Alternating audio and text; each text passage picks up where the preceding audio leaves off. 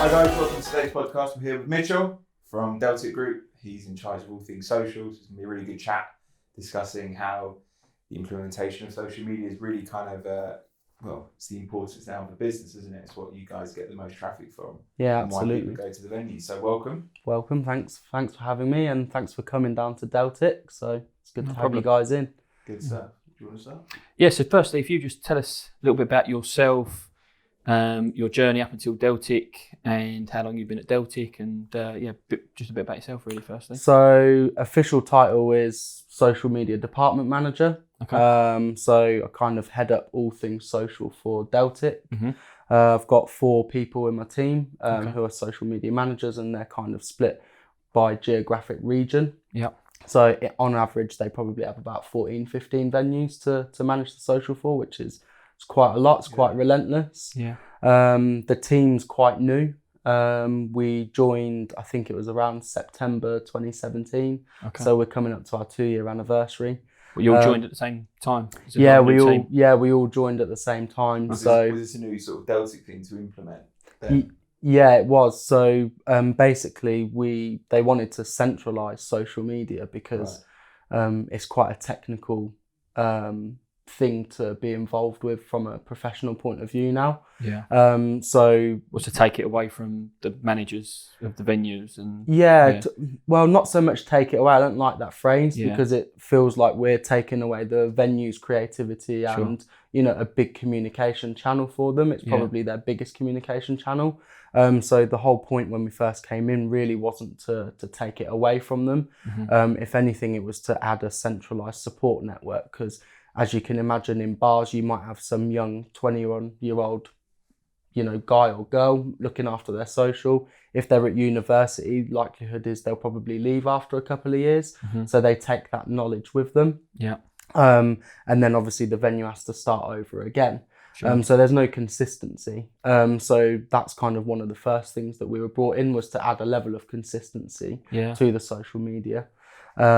It's also to support the venues, more so with kind of the advertising side of things, because like I said, it's quite technical. Yeah. You need to be quite knowledgeable on all the tools that are available and the budgets and the targeting and everything. It's not just a case of putting out a few posts anymore. So the landscape's changed quite a lot.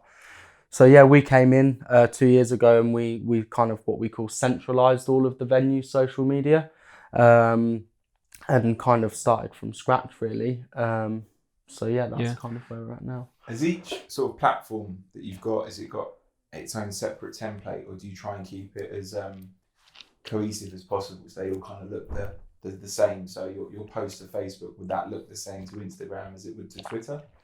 I think it differs per channel and per venue, to be honest. Every venue, although we have 10 prisms, say, every prism is unique in its own right. Right. And then what we try to do is we do try to cater per channel. So we know Instagram's a much more of a visual platform. So we do try to push out a lot more visual content rather than your salesy type content. Mm-hmm. Whereas I think before we was kind of just posting sales stuff everywhere, and not really thinking about who was on what channel. Yeah. So now very much Facebook, I would say, is more of our salesy, information-based channel, because we know a lot of our customers will probably do a lot of research there. What deals are on, what events have we got coming up, that type of stuff. Obviously, their advertising platform's probably the strongest as well. Mm-hmm. And then we're venturing a lot more into Instagram this year. So we're trying to transform Instagram into a more creative visual channel, and especially adapting stories into that as well, because we know stories are one of the biggest things in the social media space at the moment. Yeah, is the stories live on the night as well, I'm assuming, that sort of thing, which you can't necessarily control really, can you? No, we can't. So we still, like I said, that's why I said at the beginning, we haven't taken social media away from the venues, because we still very much rely on them to do in venue, in the moment stuff, such as stories. And also they have the local knowledge, which we don't. So between the two, I was going to ask about that. How does it work with sort of obviously if you've got 10 prisms all in different places across the country, are you posting differently because of where it's based? Are you using different language, or are you using sort of local knowledge and things like that, or is it quite standardised? I would say more the local stuff initiatives would come from the venue themselves. But in terms of the advertising side of things, if they have the same, offer or whatever, then we can do a bit more of a blanket approach. But what we find is, some of the pricing is probably the key thing that changes per venue. So it might be that we could use the same creative across the board, but it might be we need to tweak a few of the local factors such as price and things like that. So how do you guys measure success on a particular post? I think it really starts with what the objective is. Right. So one thing that we've tried to instill by this team coming into Deltic is, let's think about what we want to achieve from a social media post or advert. And then based on that, the metrics will obviously change. So if we're just doing awareness because we've got a brand new event coming out, then, things like reach and video views will probably be really important. Whereas if we're asking people to purchase a ticket, then things like web clicks, click-throughs, purchases, we can measure purchases through the Facebook pixel. Sure. They're the metrics that we'd be looking at. So really depends on the objective that we're looking I can imagine for. you guys get quite in depth with it in terms of, you mentioned the pixel there, sort of all retargeting and things like that. Is that you quite big on that aspect of it? Yeah, definitely. You get good success from that? Yeah, I think so. It's quite difficult because you could do one campaign for one venue and it works really, really well, and you replicate the exact same campaign in a different location and it could perform not so well. So it is very much like a test and learn approach that we try. Sure. And I think that is kind of the best way to do social, really. It's just to keep trying new approaches and seeing what the results are, and then looking at how we change it up moving forward. Is there a lot of sort of red tape in order to get things approved? As in, do you go through a whole kind of test sheet of what is acceptable, what's not acceptable in terms of pushing a narrative on the end user with some of the posts? I think we're quite fortunate here, to be honest. I think, we are, encouraged to go out there and give it a go. There's no right or wrong. Obviously, we have to be careful in some areas as to not isolate or offend some customers. In Scotland, for example, they have different licensing laws. So obviously we have to be mindful of those. So I think, we try to, be careful where we can, but also we need to be creative and we need to be able to kind of have free flow of what we push out. Are you responsible for sort of the negative side of social media as well, like negative reviews on Facebook pages and things like that? Is your team responsible for that, or is that sort of another department? That would be, we get made aware of some stuff. But I would say the guys in venue are probably first to get visibility of that. 9 times out of 10, it's, stuff that's happening out of office hours. And the venue are there to handle it. So they all have access. They can handle it on the spot. If anything needs escalating, then they can obviously contact our customer support team here. And then they can handle it necessary. How does an idea come about? Let's say, for instance, you're speaking to a Prism, for instance. Do they have to come to you and just say, look, I've been thinking of this idea, what do you guys think? And you work on it collectively, and then from there, how long would say the idea to it actually being posted? Was that kind of turnaround? Yeah, the venues do come up with some great ideas, and like I said, they have the local knowledge. They know their customers better than anyone. So they do share those ideas. Sometimes they have the license to just go off and fulfill that idea themselves. A good example of that is Prism Nottingham. I think their deputy Tom there, he's great at doing viral content. He just seems to have this magic touch. So he's done a lot of stuff off of his own back, which we haven't been involved with, and we would never try and take the credit for, because it's absolutely venue, and it's great to see that he has that initiative. But he's been doing stuff, I think Halloween last year, got some security footage of the tills opening on I their own. see that actually, yeah. That, you know, made like national news. And then more recently, he's had kind of elderly people from local homes coming in. And giving them, you know, some drinks and food and a good time on the vinyl dance floor. And that's just great local community stuff. It's good venue initiative, it's creative, and it's also positive as well. Like you were saying before we started, Brad, you know, we want to try and create more positivity in the industry. Absolutely. And I think Nottingham are probably one of the good examples out there that are doing stuff like that. Yeah. Does those sort of ideas bounce between venues then, and you sort of encourage that to say, look at what Nottingham's doing, and hopefully breed that creativity throughout? Yeah, absolutely. I think once we've, you know, figured out one idea, it's how can we roll it out to the venues, but I would also say how can we make it unique to that venue, because if something has gone viral, likelihood is it's not just Nottingham that have seen it, it's probably the whole country. And if you start to kind of replicate the same ideas, people are like, oh, I saw that already from Nottingham. So it's how can we keep it fresh? One of the things that we've done recently that's worked quite well is the ball pit parties. So I think that started in a few venues and got some, you know, some good reaction. Some good content on for social. Get some good. It can be kind of a bit of an innuendo and a bit close to the line as well, which resonates quite well with our audience. And I'd probably say that's one thing that we want to try and do a bit more, is try and go a bit closer to the line and push the boundaries a little bit more. But obviously we have to play it safer sometimes, because we've got a responsibility, of course, a corporate responsibility. So what does a kind of typical day or a typical week then look like for someone like you in your position?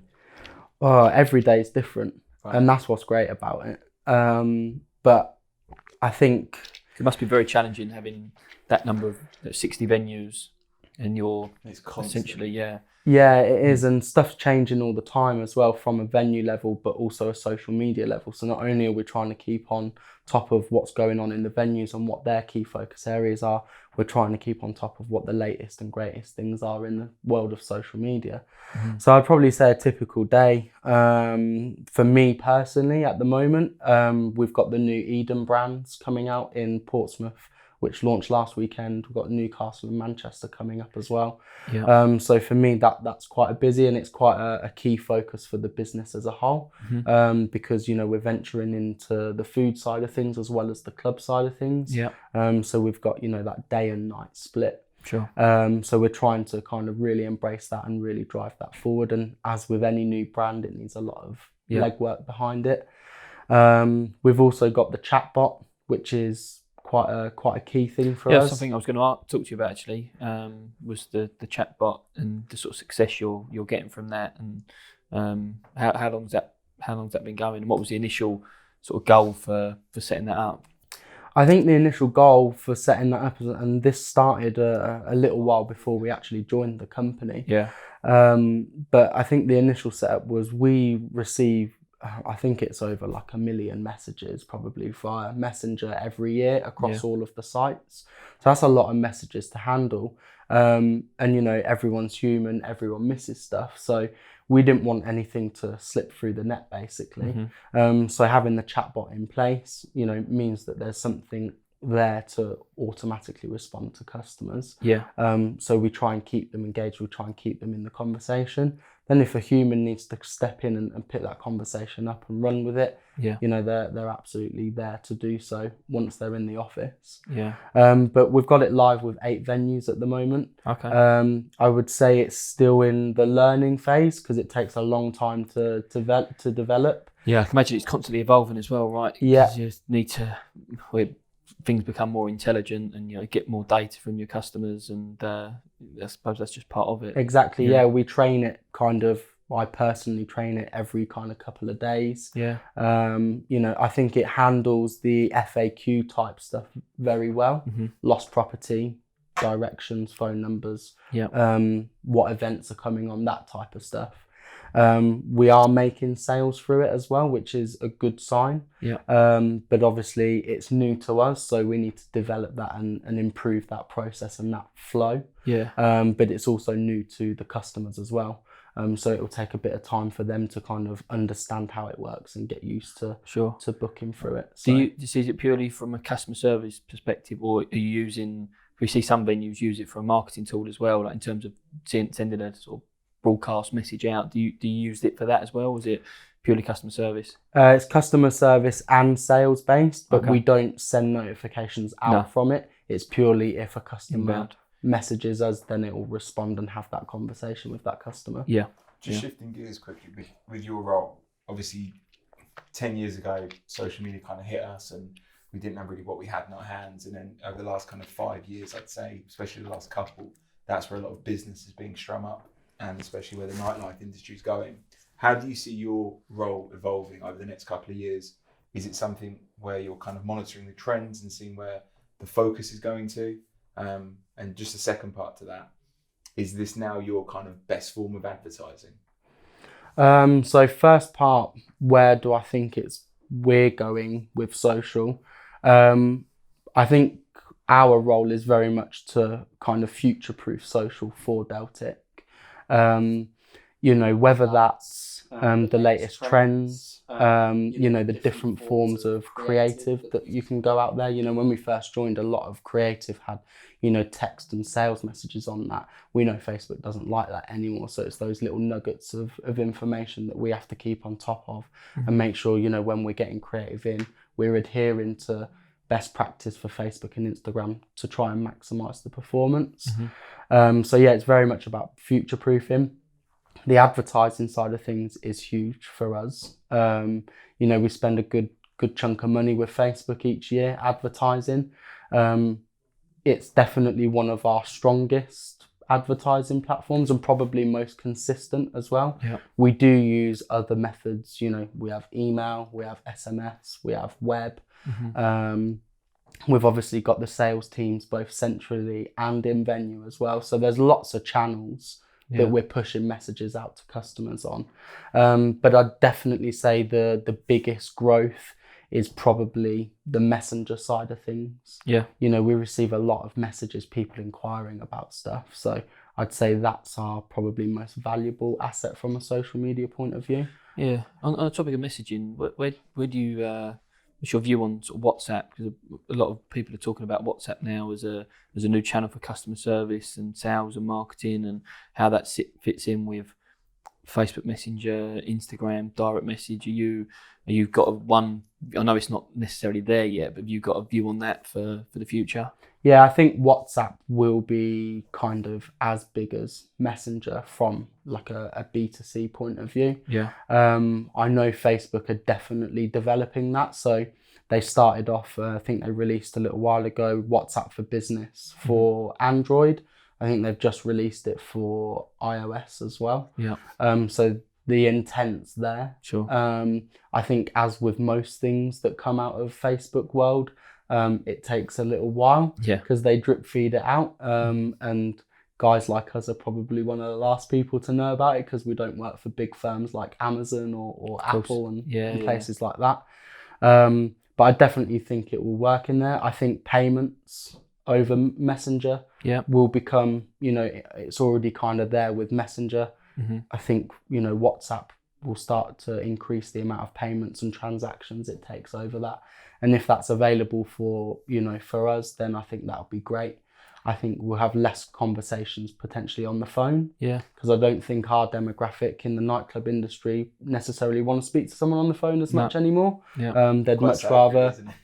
It is, that human to human contact is kind of going down. But but then we've just done a Deltic night index, and I think more people go out on nights out to socialise with their friends. So I think, peer-to-peer, friend-to-friend, human interaction is still very much important. Yeah. But I think from, a B2C point of view, they'd much rather speak to someone on Messenger or social media. Yeah. How do you keep up to date with what's new?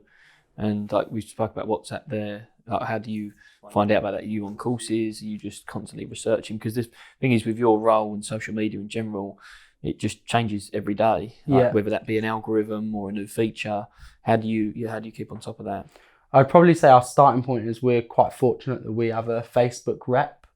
So he manages our account. Okay. So I work very closely with him. Mm-hmm. He obviously knows what we're trying to achieve, where we're trying to head as a business.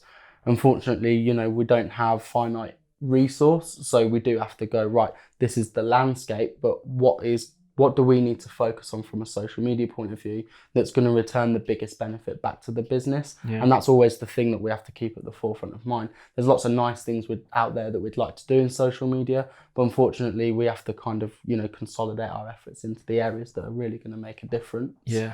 So he's a great source of information and education for us as a team, and then once we absorb that info, we can obviously cascade it out to the venue so that they're aware of it as well. I'd say just looking at, you know, different websites and following different kind of gurus, if you like, within the industry, within the marketing and social space. They're always I think Social Chain in London, Steve Bartlett, he's someone that I follow quite closely. Kind of value his opinions quite a lot. Seems like quite a grounded guy as well, which I think always helps, you know, kind of connect. And then just in the venues, you know, like I said, they speak to their demographic.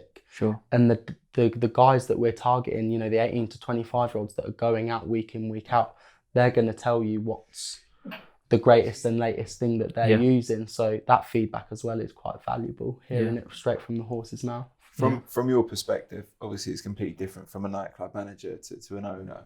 Where do you see the nightlife industry at the moment? Is it as healthy as it ever been? Is it something that's on the rise, or is it you're kind of just keeping your head above water? I still think it's a really healthy industry. You know, we've had a strong few years.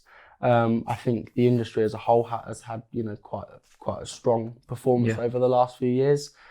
There's certain things that are out of our control. You know, last year we had, you know, I think it was like 16 weeks of sun or something like that. And we know typically when the sun's out, unfortunately, people aren't as kind of forthcoming in going into hot, sweaty nightclubs. So, you know, it's more like that beer garden. I think that's where the Eden side of thing really comes into play. Tell us a little bit about Eden. So we've got like the restaurant side of things. So we've got some great food, cocktails, you know, really leading the way. The interior itself is really kind of like botanical. So this is completely new for Deltic, right? It's just a completely different type of venue to what you've done before. Yeah, completely new. In Portsmouth, we was down there last weekend. They've got a nice outdoor terrace as well, overlooking the marina. Nice. So it's great. So, you know, we're catering to the people that want to dine and wine. But then on the flip side, you know, after hours, you know, we've still got the nightclub side of things. You know, appeal to kind of what we're more used to as a business, I'd guess. I still think it's healthy. I think one of the challenges on probably like the food side of things is, you know, places like Uber Eats and Deliveroo. You know, people want to probably dine in a little bit more, knowing that they can get fancy food from, you know, key restaurants delivered straight to their door. So I think that'll be one of the challenges is what can we incentivize people with to get them off their sofa and into the restaurant to come and have a nice meal out with us. So I think that'll be a challenge. And you want them to stay on, you want them to have the meal and then stay on late night. Exactly. Right? What would you say your biggest failure has been in terms of a project that you thought this is going to smash this one and it's absolutely tanked? Oh, that's a great question. I'm not too sure, to be honest. Not that we haven't had any failures. We've definitely had plenty of failures. And if anything, I think it's good to kind of fail, because I think that's the best way that you learn. No one's perfect. No one gets it right first time. So I wouldn't necessarily say they're failures. They're more tests. Learning experiences. They're learning experiences. And I'm rapidly trying to rattle my brain to think of one off the top of my head. So we might have to come back to that point. What about on the other side, successes? Successes. I think, New Year for us last year was really good. Yeah. I think we had a record New Year for the company. Okay. Not saying at all that was purely social media, because it wasn't. It's always a huge team effort. Yeah. You know, right from, you know, the bar staff in venue to the managers in venue to the sales guys to social media marketing, finance, everyone is, you know, driving towards the same goal. Yeah. And I think that's what a lot of people don't see is the, you know, the huge cogs that are going round, you know, in head office like here, but also in the background in venue to give and deliver the best night out in the country, which, you know, which I'm a firm believer Deltic do. Yeah. Yeah, I think New Year was a big success for us. We took a slightly different approach from social media, rather than just blasting out, you know, message and boosted post, you know, sell. We started a bit earlier on, which is, I would say, from a personal point of view for our team, one of the big successes is implementing planning into the venues. Right. You know, we're starting to think a bit further ahead about what's coming up and, you know, how we're gonna, you know, deliver that experience, deliver those marketing messages 4 to 6 weeks out rather than, you know, a week or two out. So that's good. So what we do is we can go out with, we use a funnel. So we start with awareness, you know, like I said at the beginning, all about the reach, all about the video views, selling the experience rather than the product. Yeah. From that, we can build our audience. So we can really see who's interested in this event. You know, have they tagged their friends? Have they shared it?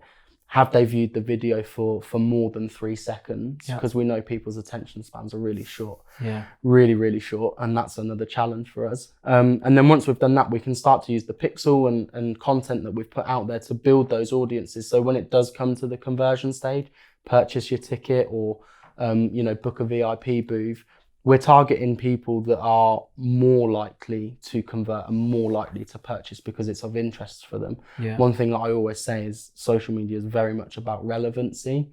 It's not so much about trying to hit, you know, every Tom, Dick and Harry anymore. It's about trying to put out the right message to the right people, because people get bombarded with, you know, hundreds of marketing messages on social every day. Yeah. So do you use like memes and things like that to get some initial engagement? Like I said, I see a lot of venues use memes just to get that engagement, which I think is great. But it's then what you do on the back of that, I guess. Like, is it something that you do at all? Or? That's it. Yeah. I think when we first started, memes were, you know, something that we used a lot more. I wouldn't say we as a central team use them that much because we are kind of tasked more with the advertising side of things. Yeah. I know some venues do it and they do it very well. But again, I think it comes back to that relevancy point of, and the objectives that we spoke about is, if we're putting a meme out, what's the objective of it? What do you want to achieve from it? And then what are you going to do off of the back of it? Yeah. Are you just going to get a load of people that are comment on it because it's a funny meme, but they don't really care about who's posted it? So the nightclub. Of course. So therefore, is that a waste of time? Because if you get 1,000 comments on a great meme, how many of those people are actually going to be interested in coming on a night out with us? Yeah. It's probably quite low. Yeah. How do you kind of set your budgets for the year? Is it a case of you've got a big pot and then you go, right, we're going to look at, obviously that's our New Year spend and our Christmas spend, whatnot, Boxing Day. Obviously it's going to tailor off a little bit in the summer because not a lot of people are around, and then kind of pick it up again when the students are back. How is kind of budget set within your department? So budgets are typically set by region. So we have 5 geographic regions within the company, and each region has a regional director. So he's the guy that kind of looks at his venues, looks at the budget he has in the pot, and looks at, you know, what he's got coming up within those venues, and he has conversations with the team about, you know, how we best spend that budget. So between the regional director and the social media manager, they'll have some conversations of where to place that budget. Yeah. We'll advise from a social point of view, and they'll advise from an ops point of view. Yeah. And that's how we come together with the budget. Do you get a lot of pushback, or is it a case of you just try and push the limit and see what you can get out of them? No, I don't think we get a lot of pushback. I think it works quite nicely. You know, the regional directors are open. They're fully supportive of the team, which is great. They listen to our ideas. Sometimes our ideas kind of don't go through, but I think that's just That's the world business. of work. That's just business, unfortunately. But they do listen. Any ideas they think are of value, they'll absolutely support us with them. If they've got business reasons for not taking on some of our ideas or suggestions, then that's up to them. It kind of works two ways, really. Yeah. What's your take on LinkedIn? Because the reason I ask is I see a lot of Deltic staff at venue level posting on LinkedIn, probably trying to connect with businesses and focus on that. Is that an initiative from you guys? Is that something you support? Just what's your general take on it, really? Yeah, we don't really get involved with LinkedIn too much. I think we've got two sides to LinkedIn. We've got like the corporate side, which is managed centrally here, not by my team, but by someone else in the marketing team. Yeah. And then we have obviously like the local like venue type stuff, which predominantly is probably used for the sales team. So like you said, networking with local businesses in the area, for corporate events, room hire, venue hire, that type of stuff. Yeah. They're the two sides. So it's not something we really get involved with. I think it's something that is probably going to come a bit more over the next 12 to 18 months. It's going to come into our world a little bit more. Okay. Because I think, LinkedIn doesn't have too much competition from a paid perspective. No. So therefore you could probably get, your cost per result will probably be a lot cheaper than what you're achieving on Facebook and Instagram. Sure. So I think it's something that we'll probably look to explore in the future. But at the moment, I think it's very much about Facebook, Instagram still for us. Yeah. And really trying to nail Instagram. That's probably our key channel at the moment. Yeah.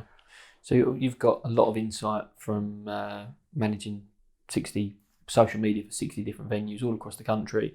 For venues, managers, promoters listening to this now, what would be your sort of golden tip really for managing a nightclub or bar social media page? I'd say the first thing is probably don't be afraid to try something new. If it doesn't work, it doesn't matter. No one's really going to remember it because, like I said, we get bombarded with so many posts and content every day. It's going to take you a good 5 or 6 times to see the same thing for it to really start to, have a recall. Yeah. So if it doesn't work, learn from it and try and understand why it potentially didn't work. Yeah. But don't give up on that idea. Give it another 2 or 3 goes before you go, right, this isn't working. We're going to park it and move it to one side. Yeah. I see a lot of people kind of do one thing, didn't work, and then they dismiss it. And it's like, well, that's not really the right approach for social. You really need to have that test and learn to evolve with social. And then I'd say the second thing is, don't just post something for the sake of posting it. Really think about, why you're posting it, what you want to get from that post. Yeah. And by doing that, you'll kind of realize that you don't need to post 20 times a week. You could probably post half that amount and get, double the engagement. Sure. It's very much quality over quantity, I would say. Yeah. Do you feel every venue should have someone responsible for social media? No matter what size, do you think it's that important that they should have an employee of some sort purely dedicated to social? Yeah, I definitely think they should, even if it's not full time, even if it's for 2 or 3 days a week. But I wouldn't have someone that just does social media personally. I think you really need someone that has exposure to kind of the advertising business side of things, how it works for a business. I think a lot of venues don't understand that probably that you say the paid advertising, the targeting, retargeting pixels, all that type of thing. Which is a completely different side of the front end user experience of Facebook. Yeah, exactly. I mean, most people use social media nowadays. Doesn't mean that they can use social media from a business perspective. So I'd just say, kind of check their credentials and experience. They don't need to have loads of experience, but just some knowledge around, how it should be done for a business. It is really important. Yeah, I agree with that. I'm all right. I'm good. Yeah. No, that was. I didn't realise, obviously, I don't necessarily being too naive, but I suppose where we speak to a lot of venue managers and owners, we hear it from their perspective. So for me, there's a lot of information, and I think understanding your role now and seeing how other nightclubs and groups kind of post from a business standpoint is definitely enlightening. Yeah. I suppose there's a lot more to it than just stick on a post and hope for the best. There's this whole kind of strategic element to it to ensure that, as you said before, every single post is what's our objective. What are our KPIs on this post? Let's have some input, and now let's see where it goes. Whilst we can now focus on this particular post going out in a couple of days. So for me, I'm quite. It's getting the good balance between planning and that reactive side, because I think we do get quite bogged down in the real strategic and detailed stuff with social. And sometimes we forget it should be a bit more spontaneous, a bit more creative, and that's where you get your good creative stuff. Definitely. Sometimes you can just put a post out or a story out on a whim, and it might be the best thing you've done for months. Yeah. So I think you do need to get a balance of, you need a plan in place, absolutely, because you need some direction of where you're going and what you're trying to achieve. But don't lose that fun. Don't lose that fun side of social, because it should still be fun. People spend a lot of time on it. They enjoy it. Sure. So we should make fun content that people are going to really engage with. Yeah. No. All right. Really good. There's a lot of good key points there. I think this is going to go down well. And I think I've come up with a bit of a failure for you as well. Great. So I think when we first started, it was quite chaotic. Lots of stuff to take in, lots of change. Change is quite a big thing within any company, no matter how big or small. Some people embrace it, some people don't. And I think one of the things that I think, looking back now, I wish we'd done when we started was, have a bit more time to really understand where we want to take social as a central team.